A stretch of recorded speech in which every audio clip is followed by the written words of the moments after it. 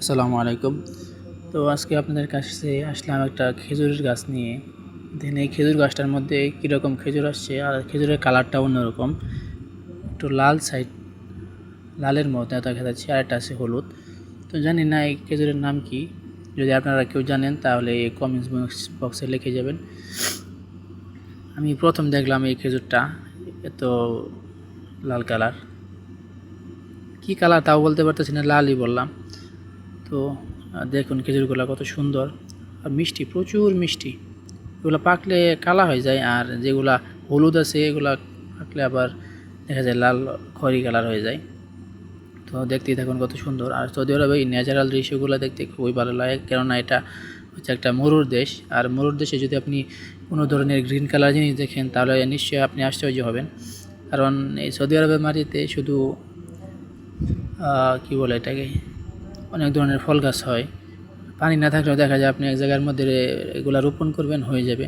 তো সব কিছুই আল্লাহর রহমত এবং বরকত। এটা হচ্ছে মাল্টা গাছ, মাল্টা না সম্ভবত এটা কমলা গাছ। তো কমলা হয়েছে অনেক দেখার মতো। আর সৌদি আরবের আমার কাছে সবচেয়ে বেশি ভালো লাগে গ্রিন দৃশ্যগুলো। আর এদিক দেখেন অনেকগুলো খেজুর পড়ে আছে নিচে।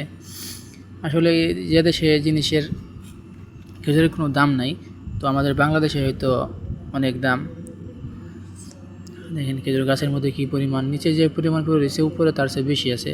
তো সব কিছু আল্লাহর রহমত এবং বরকত। তারপর আবার যদি দেখায় ন্যাচারাল দৃশ্যগুলো, এটা হচ্ছে দেখেন ঘাস, ঘাস এখানে প্রতি মাসে মাসে ঘাস কাটতে হয়।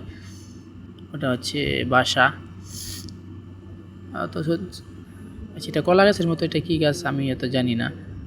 তো ওই গাছটার নাম যদি জানেন তাহলে আপনারা জানাবেন যে এটা কী গাছ। সামনে আরেকটা গাছ আছে নারকেল গাছের মতো, ওরাও কী গাছ আমি জানি না। তো এগুলো দেখতে খুব ভালো লাগে ন্যাচারাল দৃশ্যগুলো। আবার সেই খেজুর গাছেই চলে আসলাম। দেখেন খেজুর, এগুলো হচ্ছে গেট ফুল গাছ, যেগুলো বাংলাদেশে হয়, তো সৌদি আরবেও আছে। তো দেখ ভাবলাম যে ভিডিও করি।